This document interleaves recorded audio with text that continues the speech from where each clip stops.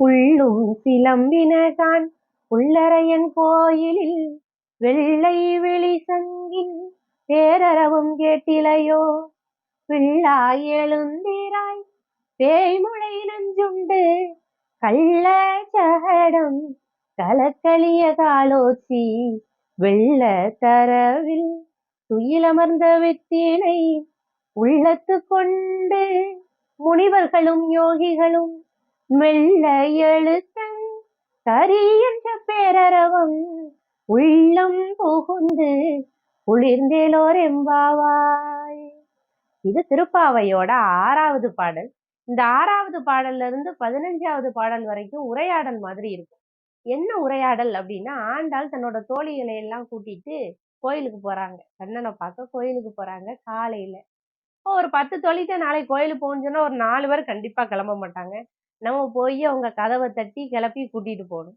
அப்படி அந்த தோழியோட வீட்டு முன்னாடி போய் நின்று அந்த கண்ணனோட பெருமைகள்லாம் சொல்லி, இப்படி ஒரு ஆளை நாங்க பார்க்க போறோம், தரிசனம் பண்ண போறோம், நீ இப்படி தூங்கலாமா, அங்கிட்டு இந்த சத்தம் கட்டுச்சு இங்கிட்டு இந்த சத்தம் கட்டுச்சு, இன்னுமா நீ தூங்குத அப்படின்னு கேக்குற மாதிரியான உரையாடலா இந்த பாடல்கள்லாம் அமைஞ்சிருக்கு. அந்த உரையாடல் பாடல்ல முதல் பாடல் வந்து இந்த 6வது பாடல். இப்போ விடிஞ்சிருச்சு, காலையில ஆயிடுச்சு அப்படிங்கிறத அந்த பெண்ணுக்கு, தன் தோழிக்கு ஆண்டாள் எப்படி சொல்றாங்க அப்படின்னா, புள்ளும் சிலம்பினகான்னு ஆரம்பிக்காங்க. புல் அப்படின்னா பறவை. பறவை சத்தம்லாம் கேக்குது பாத்தியா? காலையில பாருங்க 5, 5:15க்குலாம் ஒரு அக்கா குருவி வரும். அக்கா அக்கா அக்கான்னு கூப்பிட்டுட்டு வரும். அது மாதிரி காலையில பறவைகள் சத்தம் அதிகமா இருக்கும். பறவைலாம் சத்தம் போட ஆரம்பிச்சிருச்சு, விடிஞ்சிருச்சு.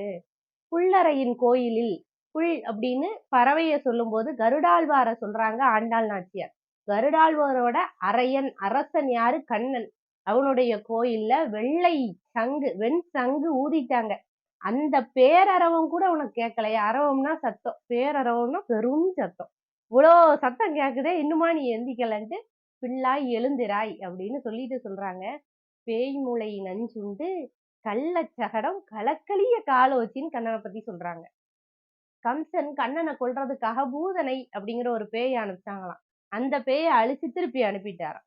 அப்புறம் ஒரு கள்ள சகடம் வண்டி போல ஒண்ணு கண்ணனை இடிக்கிறதுக்காக அனுப்புனாராம். அத கண்ணன் தன்னோட காலால எட்டி உதைச்சாராம், அந்த அலக்கழிஞ்சு அங்கிட்டு போயிருச்சான். அப்பேற்பட்ட கண்ணன் வெள்ளத்தரவில் துயிலமர்ந்த வித்தினைன்னு சொல்றாங்க. வெள்ளத்து அரவு அப்படின்னா வெள்ளம் அப்படின்னு இதுல எதை சொல்றாங்க ஆண்டாளம்மான? கடலை சொல்றாங்க.